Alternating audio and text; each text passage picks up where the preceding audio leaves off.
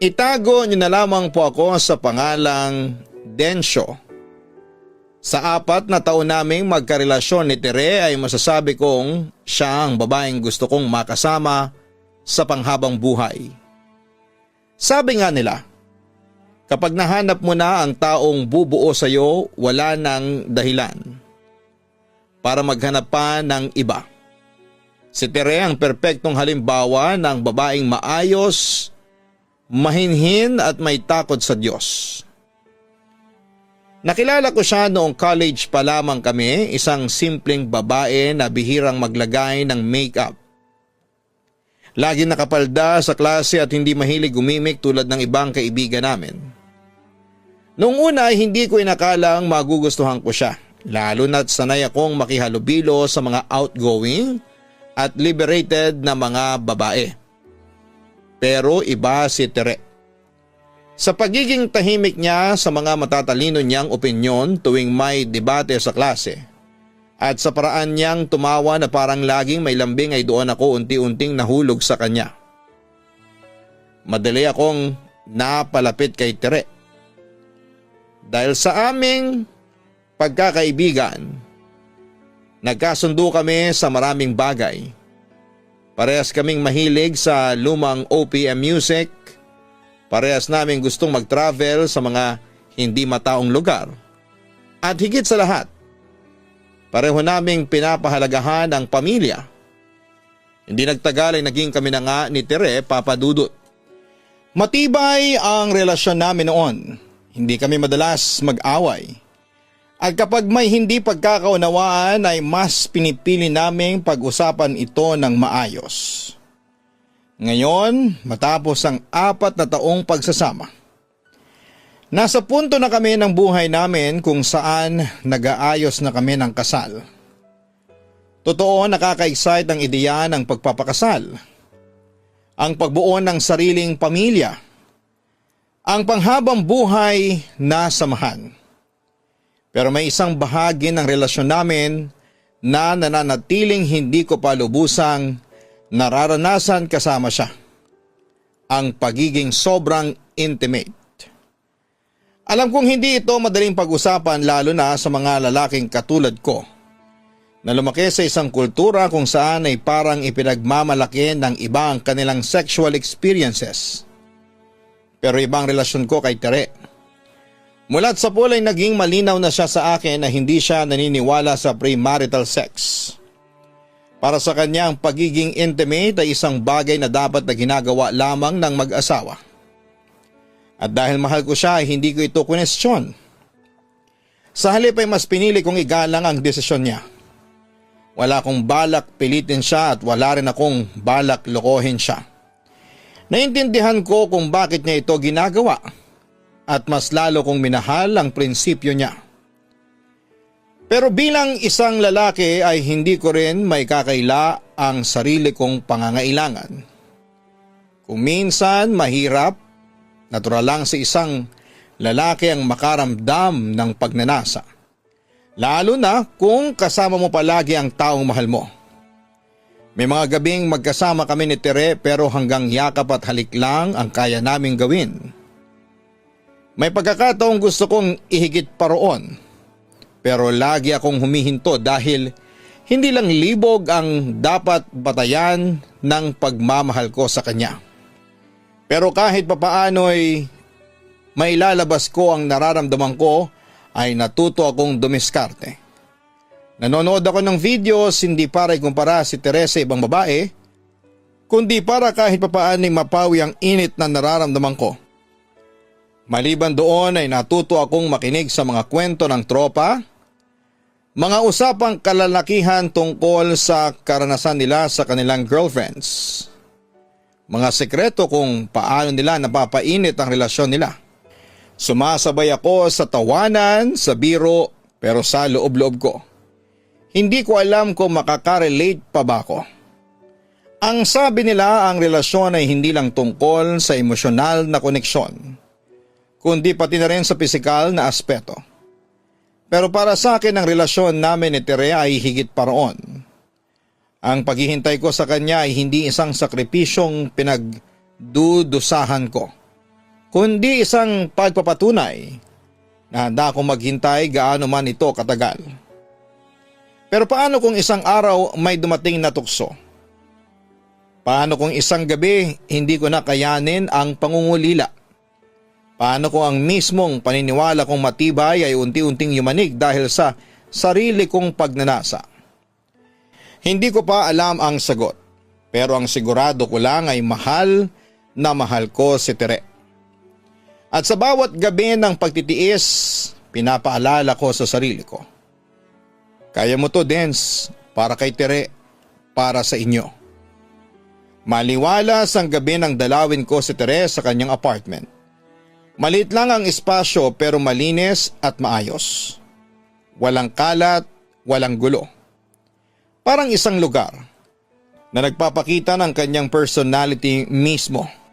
Mabango ang kwarto, may bahagyang samyo ng lavender mula sa diffuser na palagi niyang ginagamit. Matagal-tagal na rin akong hindi nakakapunta rito. Madalas kasi kaming magkita sa labas, sa mga paborito naming kainan o sa bahay ng isa't isa kung may family gathering. Pero ngayong gabi, kami lang dalawa, Papa Dudut. Walang ibang ingay kundi ang mahihinang tunog ng instrumental na tugtog sa kanyang speaker. Walang ibang presensya kundi ang amin lang. Niyakap ko siya mula sa likod habang abala siyang nag-aayos ng mga gamit sa lamesa. Hinagod ko ng dahan-dahan ang kanyang braso.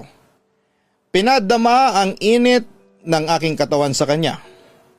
Napangiti siya, bahagyang isanandal ang ulo sa aking balikat. Lumipas ang ilang minuto at ang simpleng lambingan ay unti-unting nagbago. Hindi ko na namalayan kung paano ko siya dahan-dahang hinila palapit sa akin. Kung paano ko naramdaman ang banayad na paghinga niya habang unti-unting nagdidikit ang aming mga labi. Isang halik paunti-unting lumalalim. Isang yakap unti-unting humihigpit. Naramdaman kong tumigil siya saglit para bang may saglit na pag-alinlangan sa pagitan ng kanyang paghinga. Pero hindi siya kumalas. Kaya pinagpatuloy ko ang marahan ngunit mariing paghagod ng kanyang likuran. Ang mainit na halik ay naging mas mapusok. Ang mga kamay ay nagsimulang gumalaw ng mas malaya. Ngunit sa isang iglap ay bigla niyang tinulak ang dibdib ko ng bahagya. Hindi malakas, hindi galit pero sapat na upang gisingin ako sa realidad. Napapikit siya at tila nag-iipon ng lakas ng loob bago nagsalita. Tama na, Densyo.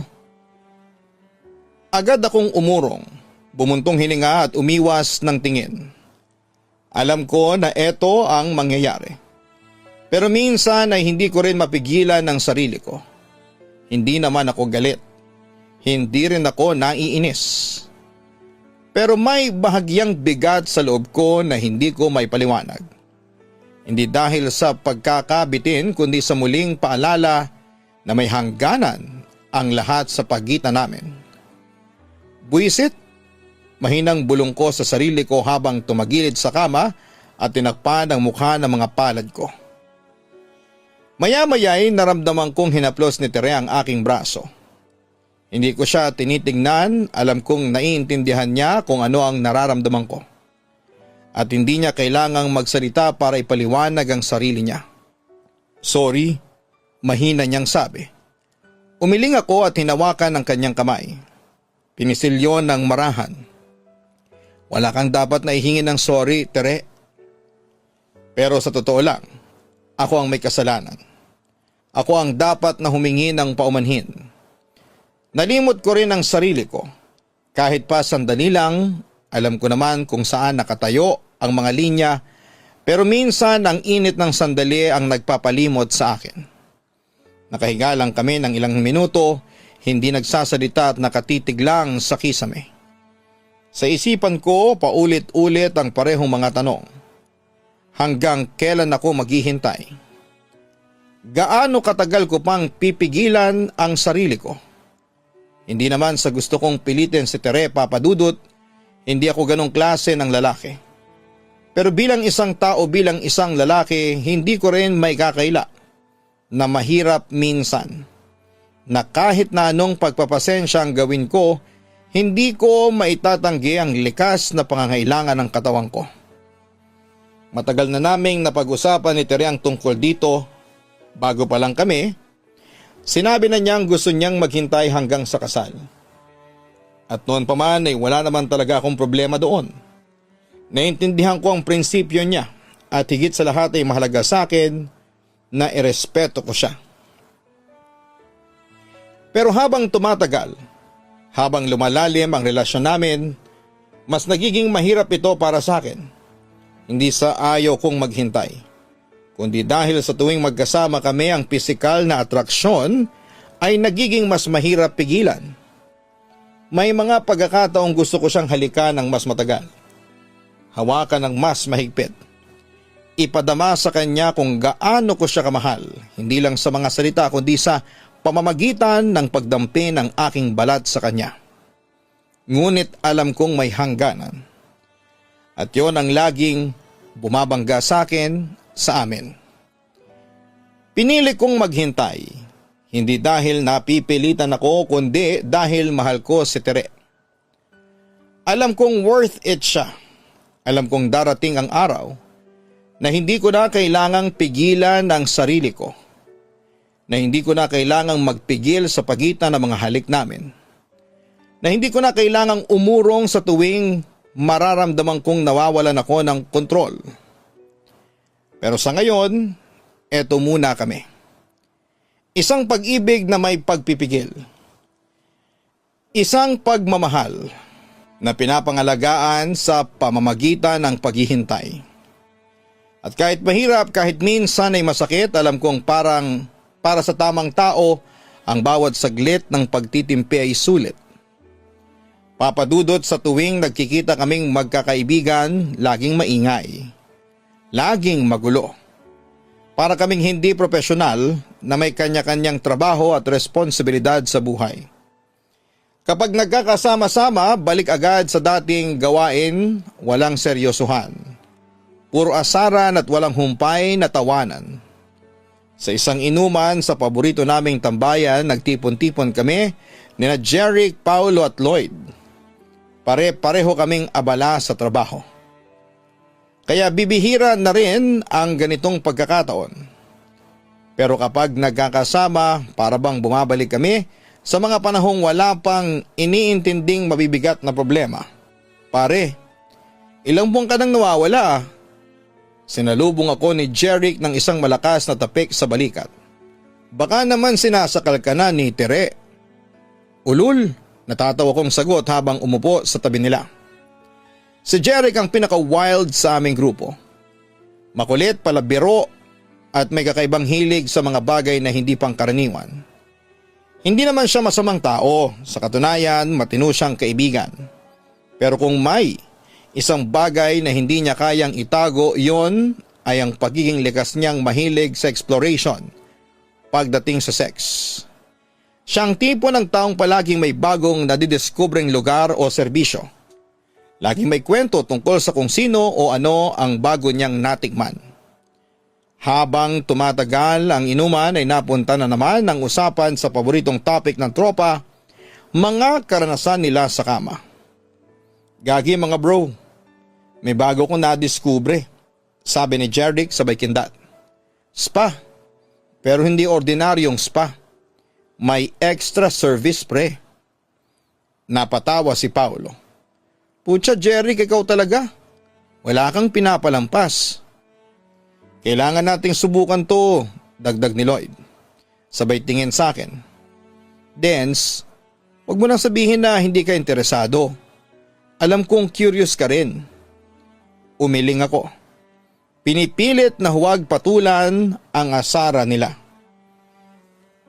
Alam kong ako na naman ang magiging punteriya ng kantsawan. Hindi ako interesado, mahinahong kong sagot. Pero alam kong hindi pa doon matatapos ang pangaasar nila. Ulul Densyo, seryoso? Sabat ni Jeric. Hindi makapaniwala. Kahit minsan, hindi mo man lang naisip na sumubok. Putya, 4 na taong kayong engaged ni Tere. Tapos hanggang ngayon, hindi mo pa rin alam ang pakiramdam? Ramdam kong lahat sila ay nakatingin sa akin, naghihintay ng reaksyon. Sanay na ako sa ganitong klase ng usapan, hindi na bago sa akin ang kantsawan tungkol kay Tere. Tungkol sa pagpipigil ko, tungkol sa prinsipyo ko. Respeto ko kay Tere, yan pre. Sagot ko. Iniwasang makisali pa sa usapan. Yun na nga pre. Napatawa pa si Jer.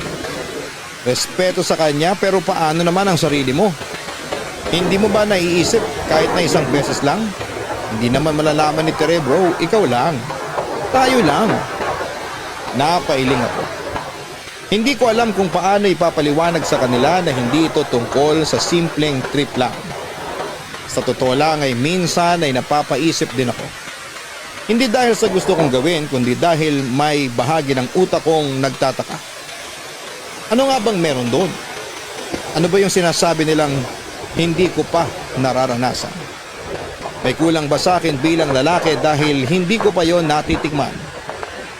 Pero sa tuwing dumarating ako sa ganitong pag-iisip, bumabalik sa isipan ko si Tere.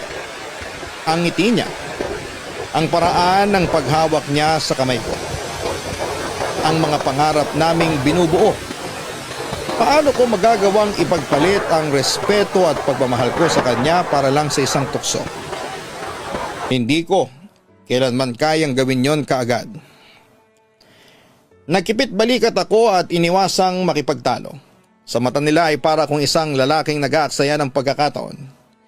Isang lalaking masyadong pa-pure, masyadong konserbatibo para sa panahon ngayon. Pero sa totoo lang, wala akong pakialam. May mga bagay na hindi ako kayang isugal. At isa na roon si Tere. Sa pagdaan ng araw, lalo akong nasasanay sa rutang ito mula sa trabaho, diretso sa apartment ni Tere. Isa itong tahimik na lugar malayo sa ingay ng syudad at higit sa lahat ay dito ko nararamdaman ang pinakamatinding kapayapaan. Ngunit ngayong gabi ay hindi kapayapaan ang nangingibabaw. Katulad ng dati, nagsimula ang gabi namin sa kwentuhan at lambingan. Sa mga unang pagkakataon, sanay na akong bit-bitin siya sa mga yakap na hindi kailangang mauwi sa kung saan. Pero ngayong gabi, ramdam kong may kakaiba. Habang yakap ko siya, naramdaman ko ang marahang paghaplos niya sa likod ko. Ang pagdantay ng kanyang labi sa leeg ko. Hindi ito ang normal naming paglalambing. Ibang init ang dumaloy sa katawan ko. Isang bagay na matagal ko nang pilit na itinutuon sa ibang bagay sa ibang paraan. Dahan-dahan. Nagkalapit ang aming mga mukha. Ramdam ko ang bawat hininga niya. Ang init ng balat niyang dumidikit sa akin. Isang halik ang nag-umpisa ng lahat. Isang halik na sa unang beses ay hindi niya iniwasan. Isang halik na mas matagal, mas malalim at mas may kahulugan. Sa isip ko, eto na ba ang hinihintay ko? Gumapang ang halik ko pababa sa kanyang leeg. Narinig ko ang mahinang paghinga niya. Ang mahigpit na kapit ng kanyang mga kamay sa akin. Sinubukan kong basahin ang kanyang kilos, hindi siya tumutulak palayo. Hanggang sa bigla siyang tumigil. Para bang isang malamig na tubig ang ibinuhos sa akin. Napatras siya. Huminga ng malalim at inilibing ang mukha sa kanyang mga palad. Sorry? Mahina niyang bulong. Alam ko na muli na namang naputol ang sandali. Napakurap ako at pilit na binabalik sa normal ang mabilis kong paghinga. Umatras ako ng bahagya at pilit na ginawang magaan ang mukha ko. Kahit nasa loob-loob ko ay para akong sinaksak ng paulit-ulit. Ako ang dapat na mag-sorry, sagot ko sa kanya. Pero ang totoo, hindi ko na alam kung ilang beses ko nang sinabi yon. Kaya naman sa halip na manatili pa at ipilit ang pagiging normal, nagpaalam akong aalis na. Hindi ko na hinayaang makita ni Tere ang pagkadismaya ko.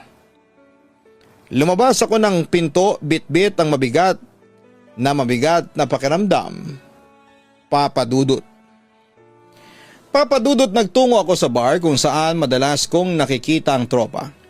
Hindi ko sana balak makipagkita sa kanila pero pakiramdam ko, mas mabuting may ibang kausap ako kesa malunod sa sarili kong pag-iisip. Nadatnang ko silang tatlo sa isang sulok ng bar, maingay na nagtatawanan. Ngunit nang makita ko ni Jeric, agad niya akong tinapik sa balikat at umupo sa tabi ko. Parang Dens, anong problema? Hindi ko alam kung paano ko ipapaliwanag. Sa totoo lang ay hindi ko alam kung gusto ko bang sabihin. Pero sa ilalim ng dim na ilaw ng bar, sa ingay ng musikang bumabalot sa paligid, ay parang bigla akong napagod. Napagod akong magpigil. Napagod akong palaging umuunawa.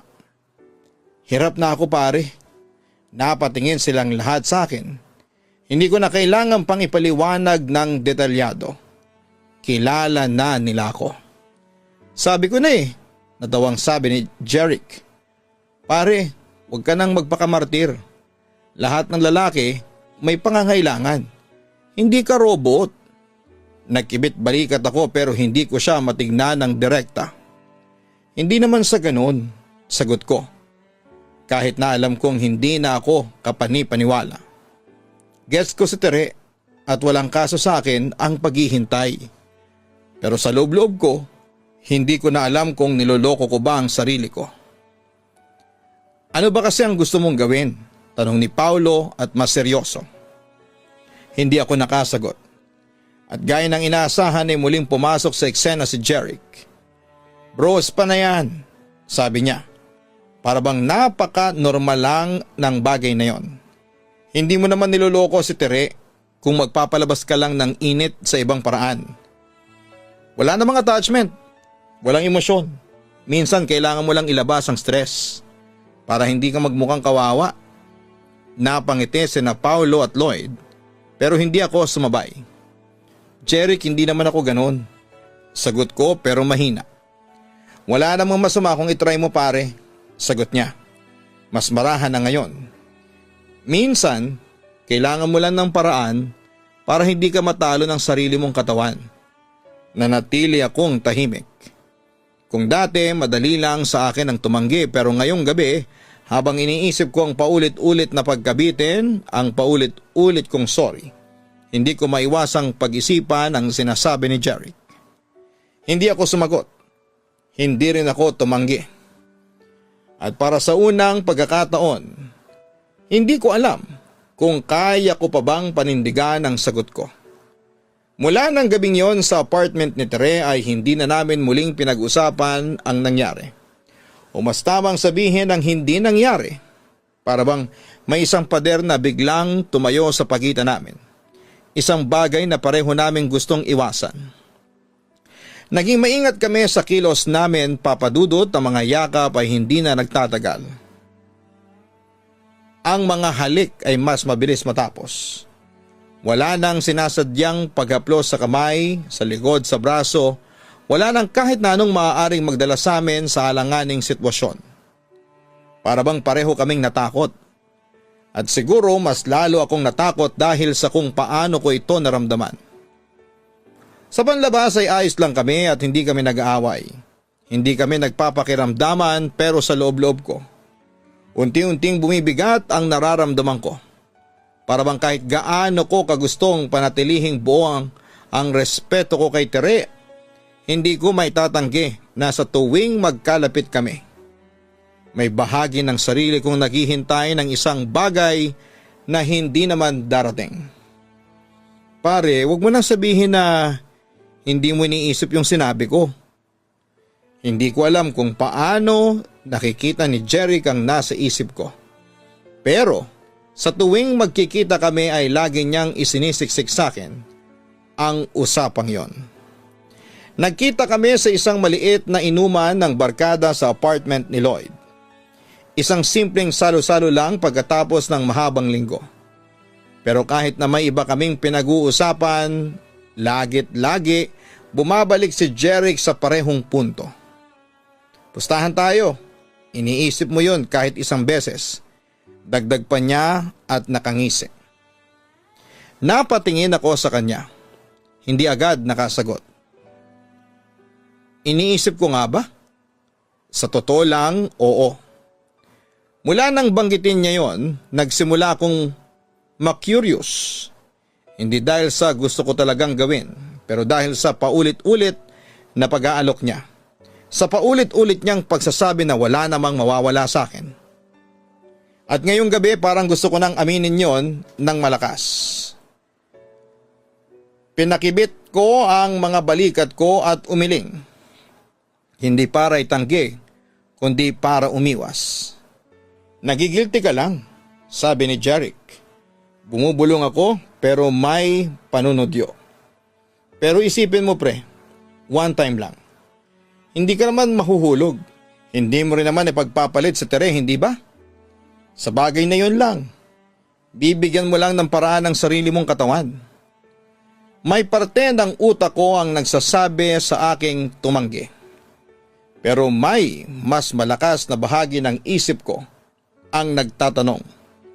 Ano nga ba ang mawawala kung isang beses lang? Sa sumunod na linggo ay maayos naman kami ni Tere, Papa Dudut. Hindi pa rin namin pinag-uusapan ang gabing yon. Pero bumalik kami sa dati, mga mahabang usapan, mga yakap, mga sandaling punong-puno ng pagmamahal. Pero kahit na anong gawin kong pag-focus sa kanya, bumabalik sa isipan ko ang sinabi ni Jeric. Hindi ko alam kung paano nangyari, pero isang gabi nagkita ulit kami ng barkada. At sa pagkakataong yon ay pagod na akong makinig sa paulit-ulit na asaran ni Jeric. Basta one time lang ha, sagot ko para na lang matapos na ang usapan. Napangiti si Jeric at para bang naabot niya ang matagal na niyang gustong makuha mula sa akin. Pre, yan ang sinasabi ko, sabi niya. Tapik sa balikat ko. Makikita mo wala lang to. Para lang tong masahe. Pero may konting bonus. Gusto kong isipin na kaya kong umatras. Na kaya kong baguhin ang isip ko kahit nasa huling saglit. Pero nang gabing yon para bang wala nang babalikan. At hindi ko alam kung ano ang mas kinakatakutan ko. Ang tukso o ang katotohanang hindi na ako lumalaban dito. Hindi ko alam kung paano ako napadpad dito. Nakatayo kami ni Jeric sa harap ng isang gusali na hindi kapansin-pansin. Wala itong malalaking ilaw o mga palatandaang nagpapakita ng tunay nitong serbisyo. Mula sa labas, mukhang ordinaryong spa lang ito. Isang lugar na mukhang payapa, tahimik at walang bahid ng kung anumang kabastusan. Pero alam kong iba ang nasa loob. Ramdam ko ang malamig na hangin ng gabi sa balat ko. Pero mas malamig pa rin ang pawis na bumababa mula sa aking batok. Nanginginig ng bahagyang mga daliri ko at hindi dahil sa lamig kundi sa kaba. Relax ka lang, parang high school ka naman kung umasta, sabi ni Jeric. Natatawa habang dinuduro ang balikat ko. Ganyan din ako dati pare. Pero kita mo naman, buhay pa ako. At grabe, babalik ka rito. Hindi naman ako sigurado kung gusto ko talagang, pre, nandito ka na. Huwag ka nang umatras. Putol niya sa sinasabi ko. Hindi mo ito ikakamatay. Masahe lang to pero may konting bonus. Muli siyang tumawa, malakas at parang walang bahid ng pag-aalinlangan. Pero ako, hindi ko alam kung kaya kong ipagpatuloy ito. O baka naman hindi ko lang kayang tanggapin na gusto kong ipagpatuloy ito. At bago pa ako makapag-decide kung tatakbo palayo o papasok kasama niya, binuksan na ni Jeric ang pinto at tinawag ako. Pre, tara na. Welcome sa bagong mundo. Sa isang iglap ay natagpuan ko na lang ang sarili kong naglalakad papasok. Sa loob ay tinamaan agad ako ng amoy ng mahalimuyak na essential oils, halong lavender at peppermint.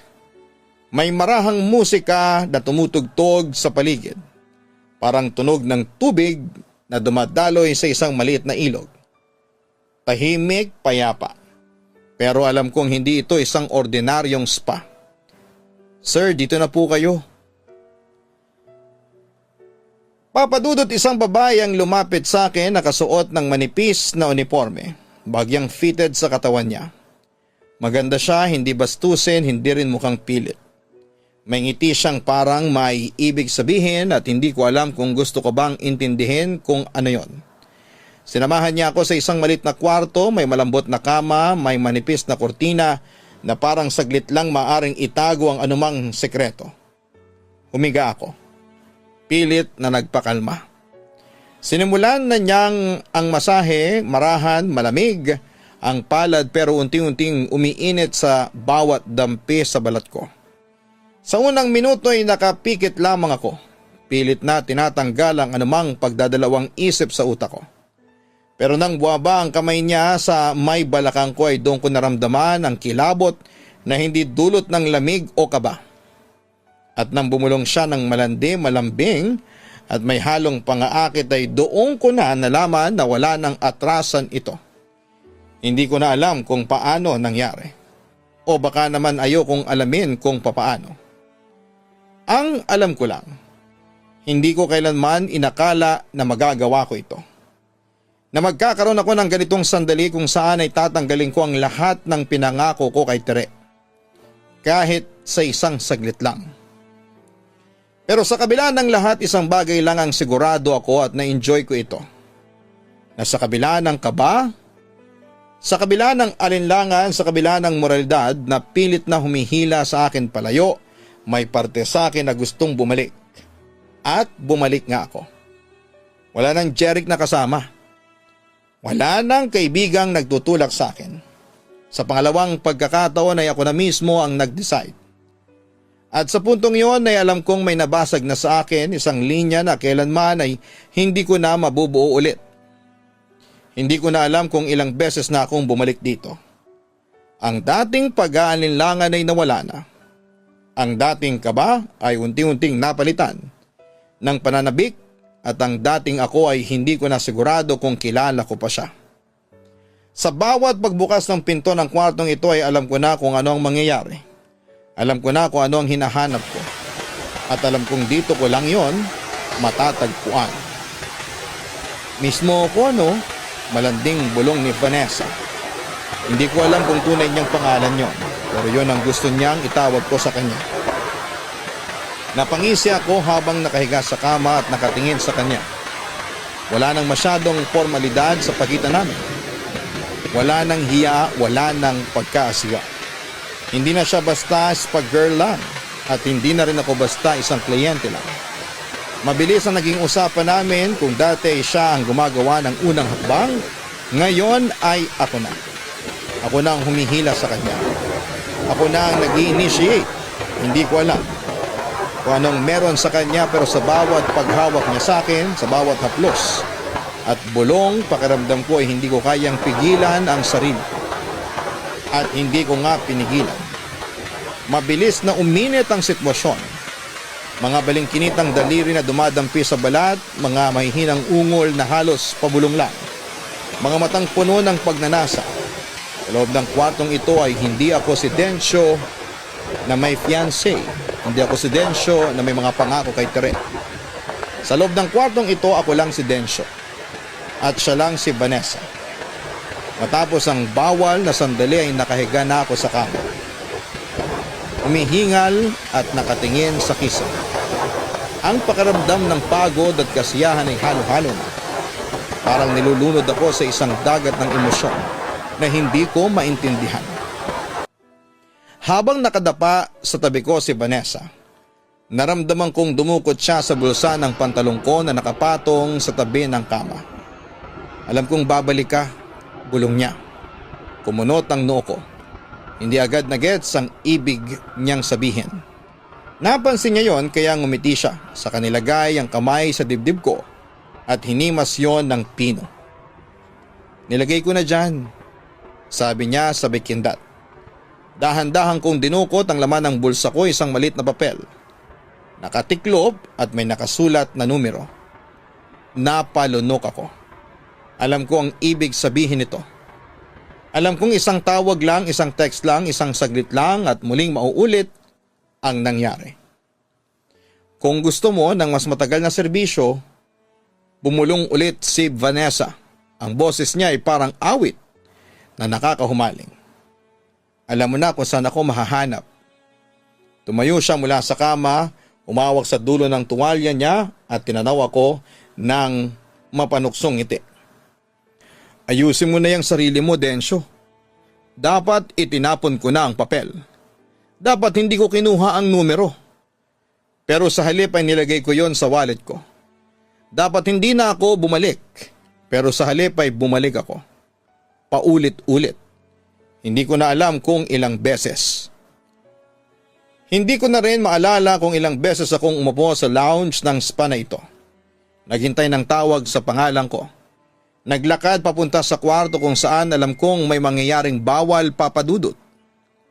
Pero ang sigurado ako, hindi na ito isang beses lang.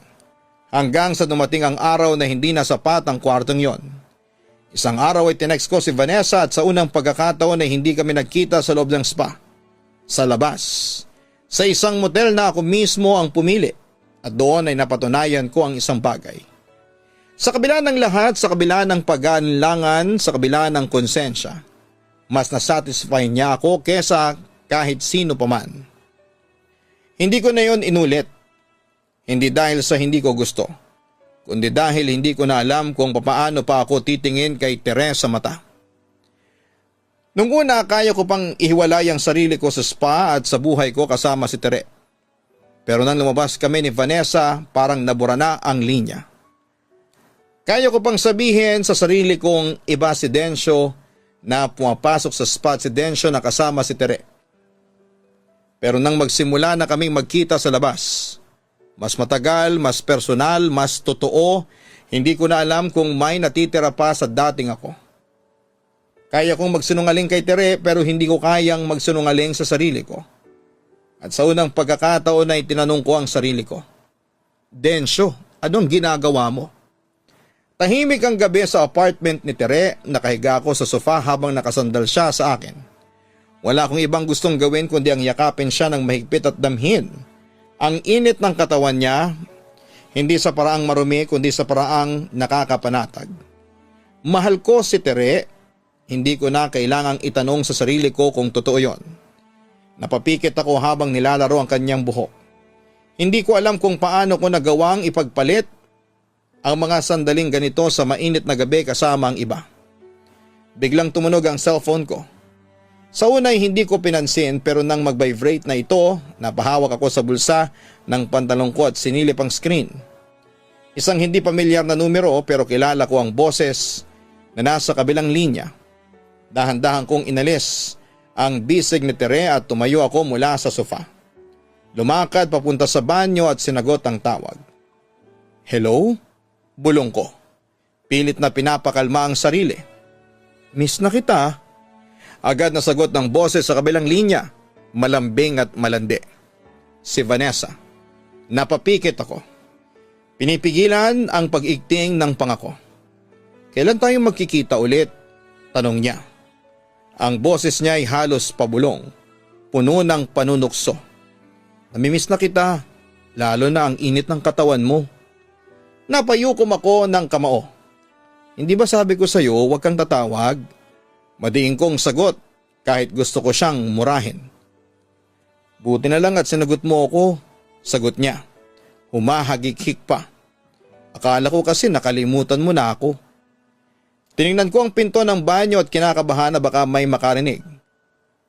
Ako ang tatawag sa iyo, hindi ikaw. Bago pa siya makasagot ay pinutol ko na ang tawag. Napatitig ako sa sarili ko sa salamin ng banyo at hindi ko gusto ang nakikita ko. Bakit ko pa hinahayaang mangyari ang ganito? Bakit hindi ko ito matigil? Huminga ako ng malalim bago bumalik sa sala. Pagbalik ko ay naabutan kong nakaupo si Teresa sa sofa, nakatitig sa akin. Walang imik, pero hindi ko kailangang marinig ang tanong para malaman kung ano ang iniisip niya. Kaninong tawag yun? Diretsong tanong niya. Walang galit sa boses niya pero ramdam ko ang bigat ng tanong. Napakagat ako sa labi. Wala babe, may nangungulit lang. Tahimik siya at hindi ako tinantana ng tingin. Bumibigat ang dibdib ko. Bakit ikaw lang ang tatawag sa kanya at hindi siya? Parang may pumiga sa puso ko. Nanuyo ang lalamunan ko. Tere, huwag mong bigyan ng ibang kahulugan. Bakit hindi ba ako sapat? Putol niya. Ang boses niya ay mahina pero matalim. Dahil ba hindi ko maibigay ang sarili ko sa iyo ngayon? Hindi ako makasagot. Nag-iwas ako ng tingin pero alam kong wala na akong ligtas. Tama siya. Alam kong kahit na anong idahilan ko ay hindi na niya ako papaniwalaan. At ang mas masakit ay wala akong matinong sagot sa kanya na maibibigay. Kaya nanatili akong tahimik lang. Hindi siya nagsalita at alam kong hindi ko na kailangang paalisin. Alam kong kailangan ko nang umalis at yon ang ginawa ko. Kinabukasan, binura ko ang numero ni Vanessa at kinabukasan ay blinak ko ang lahat ng mga spa girls na nakilala ko. Kinabukasan ay pinangako kong iiwasan ko na ang tukso. At sa mga sumunod na linggo ay nagawa ko ngang bumawas sa pagpunta. Pero hindi ko ito matigil ng tuluyan. Walang araw na hindi ko iniisip ang init ng ibang babae. Walang gabing hindi ko inaalala ang mga nagawa ko. Nabawasan man pero parang may hinahanap-hanap ang katawan ko. Parang may isang bisyong hindi ko na basta mabitawan. At yon ang problema ko sa ngayon. Malapit na ang kasal namin ni Tere at hindi ko alam kung paano titigilan ang bisyo kong ito. Hindi ko alam kung dapat ko bang aminin ang lahat. Pero alam kong kapag nalaman niya ang katotohanan, mawawala siya sa akin. At sa kabila ng lahat ng kasalanan ko ay hindi ko kayang mawala si Tere. Pero habang palapit ng palapit ang kasal ay palalim ng palalim ang guilt na bumabasag sa akin. Kaya ngayon ay hindi ko na alam ang dapat kong gawin. Papadudot paano ko ititigil ito. Paano ko babaguhin ang sarili ko bago pa tuluyang mawala sa akin ang babaeng mahal ko.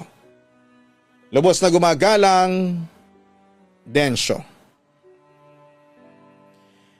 Densyo, alam kong mabigat ang pinagdadaanan mo sa ngayon. Ang pagsisisi, ang pagkalito at ang takot na mawala si Tere. Pero kailangan mong tanggapin na ang unang hakbang sa pagbabago ay ang pag-amin sa sarili mong pagkakamali. Hindi mo matitigil ang bisyo kung hindi mo aaminin na ikaw mismo ang may kontrol sa sarili mong mga desisyon. Ang tukso ay laging nariyan, pero nasa iyo kung paano mo ito lalabanan. Kung tunay mong mahal si Tere, hindi sapat ang basta pagbawa sa maling gawain. Dapat mo itong tuluyang itigil. Hindi mo rin kailangang harapin ito ng mag-isa. Kung hindi mo kayang aminin kay Tere, humanap ka ng paraan upang baguhin ang sarili mo nang hindi na lumilingon pa sa nakaraan. Maghanap ng suporta, ilayo ang sarili sa anumang maaaring bumalik sa dati mong bisyo. At higit sa lahat ay tanungin mo ang sarili mo kung anong klaseng ng lalaki ang gusto mong maging asawa niya. Kung hindi mo ito matitigil ngayon ay paano mo masisigurong hindi ito mauulit sa hinaharap? Huwag mong hayaang lamunin ka ng guilt. Gumawa ka ng paraan upang maging lalaking karapat-dapat sa pagmamahal ni Tere. Life is not always fairy tale. Hindi lahat ay nagkakaroon ng happy ending tulad ng mga nababasa natin sa mga Tagalog romance pocketbooks. Kasi ang realidad ng buhay ay puno ng pagsubok na kung nagpatalo ka ay tiyak na malungkot ang ending. Pero sa buhay ko ay sari-saring pagsubok man ang dumating sa akin. Nakala ko'y forever sad ending na, ay hindi ko akalain na magiging happy ending din naman sa huli. Doon ko na na-realize na ang buhay ay puno ng challenges. At depende yan sa gagawin mong mga hakbang para harapin ang mga pagsubok na yan. Nasa iyo kung gusto mo ng happy ending o di kaya ay sad ending. Papadudot, tawagin mo na lamang ako bilang Derek. 34 years old at isang editor ng mga Tagalog romance stories. May 7 taon na ako sa ganitong trabaho kaya masasabi kong alam na alam ko na ang kinahihinatnan ng mga Tagalog romances na ini-edit ko. Pagbasa ko pa lamang sa unang pages, alam ko na happy ending yon. Kasi yon ang gusto ng mga readers. Pati ang structure ng story ay predictable na. Boy meets girl, boy loses girl, boy wins back the girl. Pero sa mga experiences ko sa pag-ibig ay pinasinungalingan nito ang structure ng mga Tagalog romances. Life is unpredictable. Ang akala mong love of your life ay hindi naman pala sa huli. Meron akong nakarelasyon ng matagal. Tawagin mo na lang siya bilang si Stefania.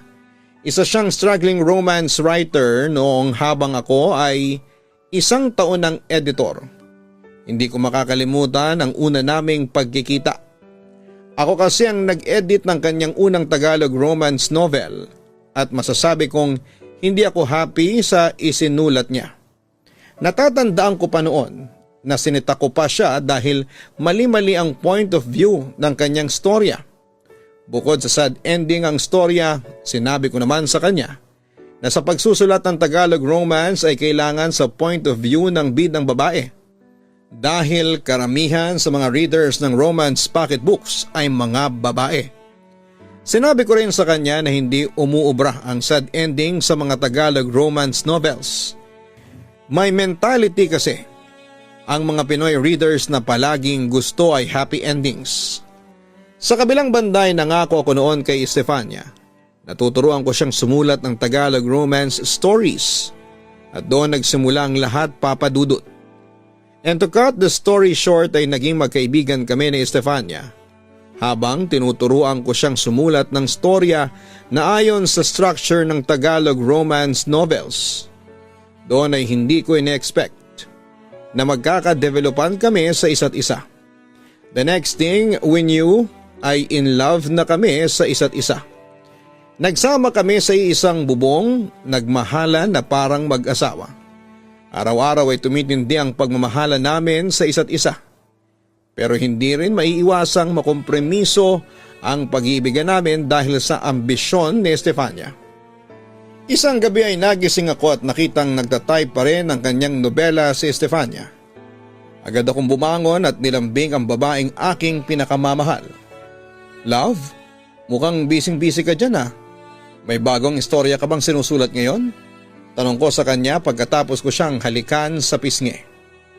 Oh Derek, bago nga, tugon ni Stefania sa akin.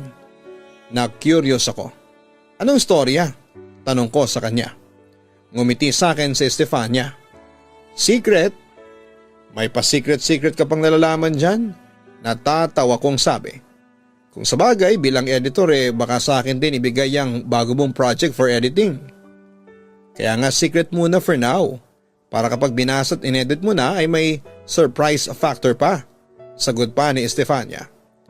Nanlambing ulit ako sa aking partner. Pwede bang next project mo after that isulat ang love story naming dalawa? Gusto ko kasing mabasa yung love story natin sa pocketbook. Malay mo mag-click yun sa mga readers mo. Suggestion ko sa kanya. Naku nakakahiya, sagot pa ni Stefania. Bakit ka naman mahihiya? We almost have a perfect relationship. Nakakakilig at very romantic ang love story natin. Parang yung mga sinusulat mo at parang mga ine-edit mong stories na puro happy ending. Patuloy kong pangungumbinsi sa kanya. At paano ka naman nakakasigurado na happy ending ang love story natin? Natahimik ako at napatingin kay Stefania. Bakit? Sa palagay mo ba hindi tayo mauuwi sa happy ending? Malungkot na tanong ko. Hindi naman sa ganon, ang sabi pa ni Stefania. Paano ka naman nakakasigurado na pag-aaksayahan ng mga readers natin ang 128-page na love story natin? I'm sure Stefania, papatok ang love story natin once na may publish yun. Maniwala ka sa akin bilang editor, alam ko kung anong romance stories ang pumapatok sa mga readers natin. Malay mo maging pelikula pa o di kaya teleserye yung storya natin. Buwang kumpiyansa ko noong mga panahong yon. Ang title pa nga na naisip ko sa aming love story ay Love Was Made For Us. Nagustuhan naman yon ng aking partner at nangako siyang isusulat niya yon sa susunod niyang project. Nagsuggest din ako na kaming dalawa ang magsulat para mas maganda ang kalalabasan. Pumayag naman si Estefania. Anyway, noong mga panahong yon ay 3 years na kaming nagsasama ni Estefania. Pero gusto ko nung maging legal na ang pagsasama namin. Pangarap ko siyang dalhin sa simbahan para pakasalan. Derek, mahal kita pero masaya na ako sa setup natin. Hindi pa ako handang magpakasal. Hindi ba't napag-usapan na natin na sa ngayon priority ko muna ang writing career ko. Dumadami na mga readers ko. Minsan lang dumating ang ganitong pagkakataon. Huwag kang mag-alala at aabot din tayo sa pagpapakasal. Yon ang palaging sagot sa akin ni Estefania sa tuwing binabanggit ko sa kanya ang kasal. Although naiintindihan ko naman siya pero nagtatampo at naiinip din ako paminsan-minsan sa tuwing tumatanggi siyang pakasalan ako. Minsan tuloy napapaisip ako kung sigurado ba siya sa kanyang mga nararamdaman para sa akin o hindi. Samantala Papa Dudut, nagbunga rin ang paghihirap ni Estefania. Naging isa siya sa mga kilalang romance writers ngayon. Pero ang nakakalungkot dito ay unti-unti siyang nawawala ng panahon sa akin. Noong una ay gusto ko siyang kausapin tungkol doon pero di naglaon ay naunawaan ko rin siya. Ever since, pangarap na ni Estefania ang maging isang novelista. Ayaw ko namang maging hadlang sa mga pangarap niya. Kaya naman pinagpatuloy ko na lamang ang pagpapasensya kay Estefania. Pilit ko siyang inuunawa. Sinubukan kong lagyan ng init ang relasyon naming dalawa pero mukhang wala yung bisa. Patuloy sa panlalamig ang aming relasyon hanggang sa isang araw ay nakaramdam na ako ng pagkaawa sa aking sarili dahil naging baliwala na ako sa kanya. Nakaramdam din ako ng selos dahil parang may inililihim si Estefania sa akin. Lalo na sa mysterious text mate niya na ayaw niyang ipakilala sa akin. Dahil doon ay hindi namin maiwasang magtalo tungkol doon. Ako naman dahil sa mahal na mahal ko si Estefania ay ako na ang madalas na nagpaparaya. Pero deep inside ay sobra talaga akong nasasaktan. Kaya imbis na masaktan ay dinadaan ko na lamang sa nightlife ang lahat. Madalas kong kasama ang mga kaibigan kong kapwa editors lalo na sina Anton at Kukay. Sa kanila ko ay kinikwento ang lahat ng mga sama ng loob ko sa aking partner. Buti naman at palagi silang nakikinig sa akin at nagbibigay ng payo. Samantala isang gabi ay isang katotohanan ang nakarating sa akin. Alam mo Derek, malaki pa rin ang pagkagusto sa iyo ni Kokay dahil kahit na sabihin natin kay Estefania ka na, kwento sa akin ang aking kaibigang si Anton. Talaga? Nagulat ko namang sabi. Matagal ko na ang kaibigan si Kukay at napapansin ko ngang sweet siya pag magkasama kami. Kahit nung hindi pa kami ni Estefania ay palaging espesyal ang trato niya sa akin. Yun pala ang dahilan. Hindi mo ba nararamdaman ang pagkagusto niya sa iyo? O well, nakalimutan ko. Pinanganak kang manhid. Biro pa ni Anton sa akin. Best friends lang ang turing sa akin ni Kukay. Anton, huwag mong lagyan ng kulay. Patay mali siya kung sabi sa aking kaibigan. Kung ako ang tatanungin mo, parang mas pipiliin ko na si Kukay over Estefania. Napatingin ako kay Anton. Paano mo nasabi? Medyo seryoso kong tanong sa kanya. Mukhang mas magiging mabuting girlfriend si Kukay, mabait, maalaga at maalalahanin. Sweet at kahit kailan ay hindi kanya nakakalimutan. Hindi ko naman sinasabing hindi mabuti si Estefania pero napapansin ko sa kanya na parang wala na siyang time sa iyo kasi abala siya sa pagkamit niya sa mga pangarap niya bilang isang magaling na nobelista ng Tagalog romance pocketbooks. Sagot pa ni Anton. Nakaramdam ako ng kaunting takot. Hindi dahil sa sinabi ni Anton, kundi dahil sa maaring rason. Kaya nawawala ng init ang relasyon namin ni Estefania. Tama ka. Nanlalamig na si Estefania sa akin. Ayaw kong isipin Anton pero parang hindi na niya ako mahal. Pagkatapos ko noon ay ikinuwento ko kay Anton ang natuklasan kong secret textmate ni Estefania. Ito lang ang masasabi ko, huwag kang magbulag-bulagan. Hindi porket mahal mo siya hahayaan mo na lang na lokohin ka niya. Kung talagang wala siyang tinatagong lihim sa iyo, hahayaan ka niyang basahin ang mga text sa kanya ng textmate niya. At saka in the first place bakit pa siya kailangan makipag-textmate samantalang may karelasyon na siya, ang sabi pa ni Anton. Ginagalang ko naman ang karapatan at privacy niya, ang sabi ko naman. Privacy? Para saan pa ang privacy kung ang relasyon ninyo naman ang at stake? Oo, dapat mong igalang ang privacy niya. Pero may karapatan ka bilang karelasyon niya na malaman mo ang mga aktibidades niya. Lalo na sa pakikipag-textmate niya kung kani-kanino. Hindi masamang malaman mo yun. At kung ayaw niyang ipaalam sa iyo ang tungkol doon, ibig sabihin lang nun na may inililihim siya sa iyo. Wika ng aking kaibigan sa akin. Napaisip ako. May punto ang aking kaibigan. Kailangan kong malaman kung sino ang katext noon ni Estefania. Hindi dahil sa nagsiselos ako pero baka kasi yon ang nagiging dahilan kaya nanlalamig ang partner ko sa akin. Sa kabilang banda, Papa Dudut, nagpatuloy sa panlalamig sa akin si Estefania kahit na ilang beses kong pilit na isinasalba ang relasyon namin. At that time ay hindi ko kayang mawala siya sa akin. Sa kanya na kasi umiikot ang mundo ko. Pero sinubok ako ng tadhana. Isang araw ay nagulat na lamang ako nang maabutan ko si Estefania sa aming kwarto na nag-iimpake ng kanyang mga gamit. Bakit ka nag-iimpake? Saan ka pupunta? Tanong ko sa aking partner. Alis na ako. Nasasakal na kasi ako sa bahay na ito. Hindi ako makapagsulat. Bukod doon ay may hinahanap pa ako sa buhay ko na hindi ko makita kapag kasama kita. Pag-amin sa akin ni Estefania. Nagulantang ako sa mga narinig kong yon mula sa aking partner. Pero hindi ako basta sumuko noon, Papa Dudut. Umaasa pa rin ako noon na mababago ko pa ang kanyang isipan. Kung hindi ka lang makapagsulat, hindi kita istorbohin. Bibigyan kita ng mas mahaba pang oras. Huwag ka lang umalis sa bahay. Sabi ko pa. Hindi lang sa pagsusulat kaya gusto kong umalis. Gusto kong hanaping mag-isa ang hinahanap ko para sa buhay ko. Gusto kong mamuhay na malayo sa iyo. Sagot ni Estefania na halatang hindi na mababago pa ang kanyang desisyon. Hindi ko na napigilan pang umalis si Estefania noong araw na yon. Wala akong ginawa kundi ang umiyak ng umiyak lamang. Iniisip kung saan ba ako nagkamali o kung saan ba ako nagkulang kaya umalis si Estefania. Sobra ko na-depress to the point na hindi ako nakapasok ng 2 araw sa trabaho. Later ay nag-file ako ng 1-week vacation kasi hindi ko talaga kayang mag-focus sa trabaho. Papa Dudut, that was the lowest point.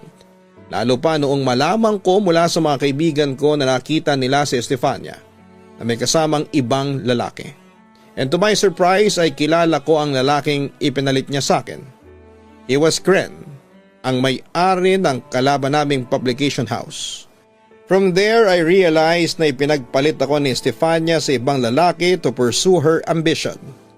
Masakit yon para sa akin, Papa Dudut, at pinamukha niya sa akin na wala siyang mapapala kung mamahalin niya ang isang hamak na editor lamang. Kaya mas pinili niya ang isang mayaman na pwedeng magdala sa kanya sa rurok ng tagumpay. Pero hindi pa rin ako sumuko. Gusto kong hanapin at kausapin si Estefania. Magpabaka sakali na makukumbinsi ko siyang bumalik sa akin. Kaya isang araw ay pinuntahan ko siya sa bagong apartment na tinutuluyan niya. Derek, gulat na gulat si Estefania nang makita niya ako sa tapat ng kanyang bahay. Anong ginagawa mo rito? Tanong niya sa akin. Umiyak ako at lumuhod sa kanyang harapan. Nakikiusap ako sa iyo. Bumalik ka na sa akin, Estefania. Mahal na mahal kita. Pagmamakaawa ko sa kanya. Pinagpalit kita kay Kren kasi gusto kong maging pinakasikat na Tagalog romance writer at siya lang makapagbibigay noon sa akin. Pagkatapat sa akin ni Estefania. Oo, Derek, naging mabait kang karelasyon at wala akong masasabi doon. Pero iba na talaga ang mahal ko, dagdag pa niya. Humagulhol ako pagkarinig ko sa mga sinabing yon ni Estefania. Huwag mo namang gawin sa akin to. Wika ko habang sinusubukang hawakan ng kanyang kamay para pigilan siya sa pagtalikod sa akin. Pero nagalit lamang sa akin. Ano ba? Huwag mo akong hawakan, sabi niya sabay tabig sa mga kamay ko. Tanggapin mo na lamang na hindi na mag-workout ang relasyon natin. Estefania, tawag ko sa kanya habang sinusubukan ko pa rin siyang pigilan sa pag-alis. Pero isang masakit na katotohanan ang kanyang pinakawala na siyang dumurog sa puso ko ng tuluyan. Hindi kita mahal. Kahit kailan hindi kita minahal. Ginamit lang kita para ma-publish ang mga sinulat ko. Ngayong abot ko na mga pangarap ko, hindi na kita kailangan. Papadudot ng lumo ako sa aking narinig. For 3 years, nagpretend lamang pala siya na mahal niya ako. Ang mali ko ay hindi ko yon naramdaman noon. Sobra kasi akong in love sa kanya para pagdudahan pa ang kanyang tunay na intensyon sa akin. Pero mga huling sinabi niya, ang kanyang mga binitawang pangungusap ni Estefania ang siyang nagparealize sa akin na hindi lahat ng maalapakit book na love stories ay happy ang ending sa totoong buhay. Pagkatapos noon ay tuluyan nang nawala ang interes ko sa buhay. Kumalat sa buong publishing house namin ang nangyari sa amin ni Estefania. Lahat sila ay nagpahatid ng kanilang simpatya sa akin. Lalo na sina Anton at Kukay at nabalitaan ko rin na naggalit kay Estefania ang boss namin dahil sa biglang pag-alis nito papunta sa kalabang publishing house. Later, labeling her as inggitera or walang utang na loob. Pero this time ay sinubukan ko pa rin magtrabaho bilang editor ng mga Tagalog romance pocketbooks kahit pa na heartbroken ako. Pero papadudot dahil sa nangyari sa akin ay naging negative na noon ang pananaw ko sa love and romance. Kapag nababasa kong happy ang ending ng story ay sinasabi ko agad sa aking sarili na hindi yan totoo. Walang ganyan sa totoong buhay. Later on dahil nga sa naging disgusted ang aking pananaw sa pag-ibig at romance ay nagpa-transfer na lamang ako na maging editor ng mga children's storybooks. At least yun ay hindi ko maaalala ang sakit na naranasan ko sa pag-ibig. Samantala dahil nga sa masama ang aking loob sa mundo, gabi-gabi akong wasted. Hanggang sa isang gabi aksidenteng nakita ako ni Kukay sa isang bar na sobrang wasted at sinamahan niya ako at sinubukang i-comfort. Hindi ko kayang kalimutan ng basta-basta si Estefania. Sagot ko sa kanya nang mapag-usapan namin ang traidor kong ex-partner. Pero sa yun na rin ang galing na ipinagpalit ka na ni Estefania sa ibang lalaki. Matuto kang tanggapin ang katotohanan na hindi ka na mahal ng ex mo. Alam mo Derek, dapat magpasalamat ka pa nga kasi nalaman mo agad na hindi karapat-dapat na pakasalan ng babaeng yun. Hindi deserving si Estefania sa pagmamahal mo, ang sabi pa ni Kukay habang hinahawakan niya ang aking kamay to comfort me. Bukod sa pagkakaroon ng sariling publishing house, ano pa kayang meron si Kren na wala ako? Tanong ko kay Kukay. Huwag mong ikumpara si Kren sa'yo, magkaiba kayong dalawa. Nagkataon lang na mas mahal ng ex mo ang lalaking yon, tugon niya. Ang mali ko, masyado kong minahal si Estefania. Akala ko siya na ang babaeng ihaharap ko sa altar. Masyado kong umasa na kami na ang magkakasama hanggang sa huli. Ganito pala kasakit ang magmahal. No, Kukay? Napatingin ako sa mga mata ni Kukay na puno ng simpatya. Oo, masakit talaga ang magmahal. Lalo na kapag manhid ang isang taong pilit na pinagsiksikan ang sarili sa babaeng hindi na niya mahal. Masakit talaga ang magmahal lalo na kapag inakala mo na forever na kayo pero sa huli, ipinagpalit ka lang niya sa iba. Nakita ko ang sakit sa mga mata ni Kukay. Oo, masakit talaga ang magmahal kasi hindi matanggap ng taong yun na ayaw na sa kanya ng taong minamahal niya. Natamaan ako sa sinabing yun ni Kukay. Naalala ko tuloy yung sinabi sa akin dati ni Anton na may gusto raw sa akin ang kaibigan ko. Napaisip ako. Kaya ba nangyari sa akin to? Kasi napakamanhid ko. Manhid ako sa emosyon ng iba. Kaya hindi ko namalayan na ginagamit lang pala ako ni Estefania. At kaya hindi ko naramdaman na may lihim na pagtatanggi sa akin si Kukay. Isipin mo na lang Derek, maraming babae dyan sa paligid mo na mas deserving sa pagmamahal mo. Buksan mo lang yung mga mata mo. Talasan mo ang pakiramdam mo. I know na Mararamdaman mo sa mga oras na ito na may isang babayang naghihintay na mahalin mo tulad ng pagmamahal na ibinigay mo kay Estefania. Pagpapatuloy ni Kukay. Sa pagkakataong to ay nakita ko ng parang maluluhan ang mga mata niya. Kukay, mahal mo ko? Nauutal kong tanong pa sa kanya. Oo Derek, minamahal kita noon pa. Kahit na kayo na ni Estefania, patuloy pa rin kitang mahal. Alam mo marami nga ang nagsasabi sa akin, lalo na si Anton, na sobrang tanga ko dahil minamahal ko ang isang lalaking may mahal ng iba. Pero wala akong pakialam doon Derek.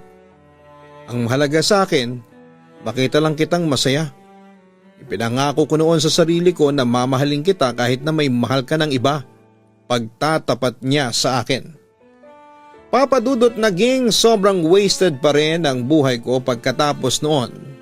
Tinaan ko sa alak ang lahat at may pagkakataon din na nagtangka akong magpakamatay. At muntik na akong masiraan ng bait. Buti na lamang at naroon sa tabi ko ang mga kaibigan ko, kamag-anak at syempre si Kukay. Si Kukay ang naging tagapagligtas ko. Siyang naging sandigan ko sa pangungulila sa ex-partner ko. Ginawa niya ang lahat para makalimutan ko ang babaeng nagpaluha sa akin. Minahal niya ako. At hindi naglaon ay nakalimutan ko din si Estefania at kay Kukay ko binaling ang atensyon ko. And to make the story short ay naging kami kinalaunan. Tumagal ng 2 taon ang boyfriend-girlfriend relationship namin hanggang sa napagpasyahan naming magpakasal. Naging masaya naman ang relasyon namin ng asawa ko at tulad na lamang isang araw nang mag-celebrate kami ng first wedding anniversary sa isang mamahaling restaurant sa loob ng isang casino sa Pasay. Kitang-kita ko ang kislap sa mga mata ni Kukay at masayang masaya sa pagsasama naming dalawa. Ang romantic naman ng asawa ko. Yan ba yung mga natutunan mo sa pag-i-edit ng mga romance novels? Tanong niya sa akin. Well, sabihin na nating marami nga akong natutunan sa mga ine-edit kong mga Tagalog romances. Kaya nga heto na-apply ko sa aking pinakamamahal na asawa. Sagot ko sabay halik sa kanyang kanang kamay na hawak ko.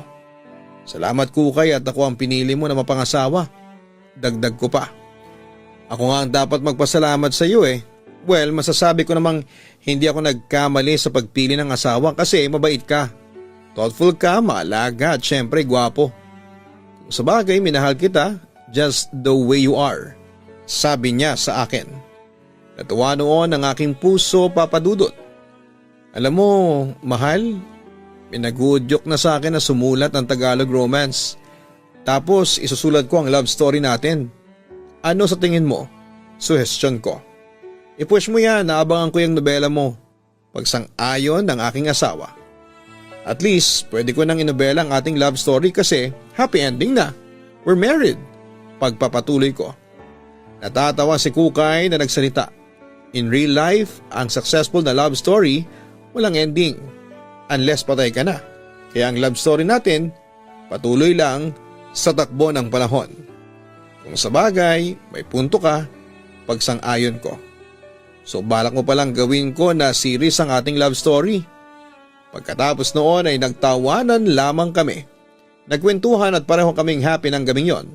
Actually, araw-araw naman kaming happy dahil punong-puno kami ng pagmamahalan. Ngunit papadudot tulad ng ibang relasyon ay dumaraan din kami sa mga pagsubok. Tulad na lamang isang araw, isang nakaraan ang susubukang bumalik sa aking buhay. Derek, narinig kong tawag sa akin ng isang babaeng nagbabrowse ng libro sa isang bookstore.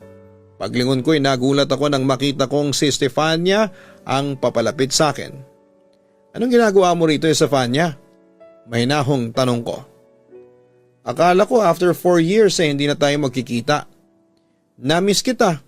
Nanlalambing na sabi sa akin ni Estefania. Sabay yakap sa akin. Kung magsalita siya parang wala lang sa kanya ang nangyari noon sa amin. Pero dahan-dahan akong kumalas sa kanyang pagkakayakap. Agad din naman niya akong binitawan. I'm sorry Estefania pero 4 years is enough. Matagal na ako naka-move on. May asawa na rin ako. Sagot ko kay Estefania. Sino? Nanunuring tanong niya sa akin. Sinong pinalit mo sa akin? Si Kukay. Siya na ang asawa ko. So please, huwag ka nang umasa na magkakabalikan pa tayo. Huwag mo nang guluhin pa ang buhay namin. Diretsahang sagot ko sabay iwan sa babaeng manggagamit. Ang akala ko Papa Dudut ay matatapos na ang panggugulo sa akin ni Estefania pero nagkamali ako. Dahil kahit na anong pilit kong umiwas ay panay naman ang paglapit niya. Tulad na lamang isang araw, hindi ka ba nahihiya sa sarili mo, Estefania? Usig ko sa kanya. Bakit naman ako mahihiya samantalang hinahalikan ko lang ang lalaking mahal ko? Ano Derek, namiss mo ba ang mga halik ko? Panunukso niya sa akin. Hindi, so please, leave me alone. Nagmamatigas kong tugon sa kanya. Pero hindi nagpatinag si Estefania at pinagpatuloy niya ang panunukso sa akin. Hindi ako naniniwala. Ilang taon din tayong nag-live-in, kaya alam ko kung nagsisinungaling ka o hindi. Please Derek, huwag ka na mag-deny pa. Mahal mo pa rin ako, ang sabi niya. Minahal kita noon pero pinabayaan mo yun, binaliwala mo yun. Ngayong minahal mo ulit ako, I'm sorry pero pakakawalan ko yun. May asawa na ako at siya na ang mahal ko. Pero imbes na pansinin ang huli kong mga sinabi ay walang abi-abisong lumapit siya sa akin at hinilakan niya ako sa aking labi. Ang sabi ng aking isipan ay kumalas ako kay Estefania pero hindi yon hinayaan ng aking katawan. Oo, bumigay ako sa halikan naming yon. Ngayon sabihin mo sa akin Derek na nakalimot ka na sa pagmamahala natin pag-dare sa akin ni Estefania. Hindi ako nakasagot dahil aaminin kong na-miss ko talaga ang halik niya. Ano, bakit hindi ka makasagot? Sobra akong na-confuse ng mga panahong yon. Akala ko ay totally nakapag-move on na ako sa ex ko pero hindi pa pala. Pagkatapos noon Papa Dudut ay muli niya akong tinukso na bumalik sa kanya. At dahil sa lalaki lang ako, kaya kahit na anong pagmamatigas ko kay Estefania, ay hindi ko maiwasang manumbalik ang nararamdaman ko sa kanya. At hindi nagtagal ay bumigay ng hindi sinasadya nang ibigay ni Estefania sa akin ang pinakamatinding tukso, ang kanyang katawan. Oo, nagtaksil ako noon sa aking asawa, sabi ng aking puso ay mahal ko si Kukay. Pero ibang ginagawa ng aking katawan. Tinutulak ako sa tuksong dala ni Estefania. Hindi nga nagtagal ay napabayaan ko na noon ang aking obligasyon kay Kukay bilang asawa na siyang naging dahilan para magtalo kami. Natuto na rin ako magtaksil. Lagi kaming magkasama ni Estefania at laman ng mga motel. Oo, Papa Dudut, gabi-gabi kaming nagtatalik. At ibinibigay ni Estefania ang lahat habang ako ay parang asong ulol na dinadala sa rurok ng kalangitan dahil sa sobrang kaligayahan na dala ng kanyang pagkababae. Ngunit pagkatapos ng mainit na eksena ay binabagabag naman ako ng aking konsensya. May pagkakataon talaga na parang gusto ko nang huminto sa aking pagtataksil pero mapusok si Estefania. Hindi niya hinahayaan ang aking katawang lupa na tumigil. Pero hindi talaga tumigil ang aking konsensya para usigin ako. Hindi ko rin maiwasang ikumpara si Estefania kay Kukay at na-realize ko na mas lamang ang asawa ko kesa sa kabit ko. Na-realize ko din na mas mahal ko ang asawa ko kesa kay Estefania. Alam mo ba? Natapos ko nang isulat ang love story natin at alam mo kung ano ang title? Love Was Made For Us. Sabi ng editor sa bago kong publisher, ipapublish na raw yung sinulat ko ngayong buwan. Naku, excited na ako dun eh. I tell you Derek, as early as now sinasabi ko sa'yo, napapatok ang love story natin tulad ng mga nauna kong sinulat. Sa totoo lang ay dinedicate ko sa'yo ang bago kong nobela. Kwento sa akin ni Estefania habang magkasama kami sa motel. Hindi ako nagsalita noon at bumangon na lamang sa kama at mabilis na nagbihis. Nagtaka si Estefania sa aking ginagawa. Saan ka pupunta? Tanong niya sa akin. Nakukonsensya na ako sa ginagawa natin. Pagtatapat ko. Gusto ko nang tapusin ang lahat ng namamagitan sa ating dalawa. As expected ay hindi yon tinanggap ni Estefania.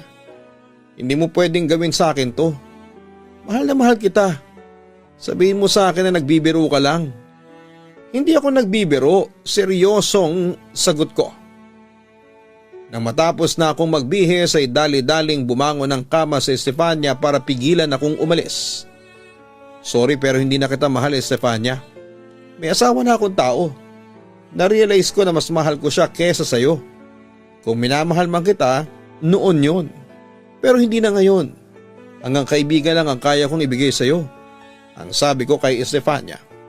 Pero hindi ako makawala dahil mahigpit ang pagkakayakap niya sa aking braso. Naging hysterical na si Estefania. No, please Derek.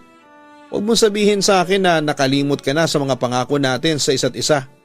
Mangiyak-ngiyak niyang sabi sa akin. Matagal na yun, Estefania. Nakalimutan ko na mga pangako kong yun. Walang emosyong kong sagot sa kanya. Pero isang malakas na sampalang natanggap ko mula sa kanya. Hayop ka? Minahal kita tapos ganito lang ang isusukli mo sa akin, ang sama mo. Napuno na ako sa sinabing yon ni Estefania. Oo, masama na ako pero hindi mo ba naisip na napakasama mo rin?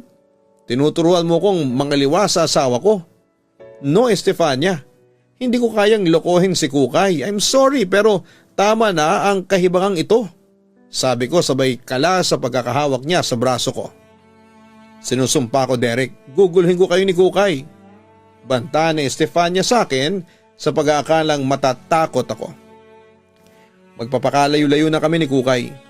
Sigurado kong hindi mo kami matutunton. Sige, alis na ako, goodbye. Yun ang huli kong sinabi sa kanya bago ako lumabas ng kwarto ng motel. Papadudot doon ko na tinuldukan ang relasyon namin ni Estefania. Bumalik ako sa aking asawa, humingi ako ng tawad sa kanya at pinangako ko na mamahalin ko siya at wala nang iba pa. Samantala pagkatapos ng paghihiwalay namin ay wala na akong nabalitaan pa kay Estefania. Ang huli ko lang balita ay nagsusulat na siya sa TV ng kabilang istasyon. Sa kabilang banda ay patuloy sa pag-usbong ang relasyon namin ni Kukay. Tumaas na rin ang posisyon ko sa trabaho at paminsan-minsan ay nagsusulat na rin po ako ng Tagalog romance novels. May 3 na rin kaming anak ngayon ni Kukay, sina Robin Christopher, Jane Michelle at Charlene Grace. Ngayon ay isa na kaming larawan ng masayang pamilya. Sa puntong yon ay marami talaga akong natutunan sa buhay. Una, hindi na talaga dapat balikan ang nakaraan, lalo na kung ito ay tungkol sa nasirang pag-ibig. Inaamin kong nagkamali ako sa pagtataksil sa aking asawa pero lubos ko nang pinagsisihan yon. Ang totoo niyan na ipagtapat ko na yon sa aking asawa. Siyempre sa una ay mahirap tanggapin. Pero in the end ay nanaig pa rin ang pagpapatawad. At pinangako ko naman sa aking asawa na hindi ko na siya pagtataksilan pa kahit na kailan. At pangatlo, ang love stories na nababasa ninyo sa Wattpad at Tagalog Romance Pocketbooks ay pawang katang isip lang ng mga writers. Hindi sa lahat ng pagkakataon ay masaya at parang fairy tale ang pag-ibig. Dahil sa totoong buhay ay dumarating talaga ang mga challenges na susubok sa inyong pagmamahalan. Kung mahal ninyo ang isa't isa ay sabay ninyong harapin ang mga challenges na yon at malalampasan ninyo ito ng magkasama. Papadudot, maraming salamat po sa kaunting panahon na pagbabasa ng sulat ko. Sana'y mapili nyo itong i-ere.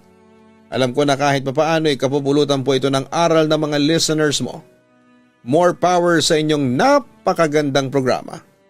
Lubos na nagpapasalamat, Derek. Maraming salamat, Derek, sa pagbabahagi mo ng iyong totoong kwento ng pag-ibig. Tama siya, mga kaibigan, ang pag-ibig sa totoong buhay ay hindi isang fairy tale na puro ligawan, kilig at sweet moments lang. Dahil ang pag-ibig sa totoong buhay ay puno rin ng pagsubok. Bilang mag-asawa o magkarelasyon ay dapat na magkasama ninyong harapin at hanapan ang solusyon ng bawat problema na dumarating sa inyong relasyon at matatapos nyo ito at malalampasan ng magkasama. Hindi rin perpekto ang pag-ibig. Nandyan ang misunderstanding, selos, pagtatampo at marami pang iba. Pero kung gusto nyong tumagal ang inyong pagsasama ay huwag maghanap ng imperfections sa inyong asawa o partner.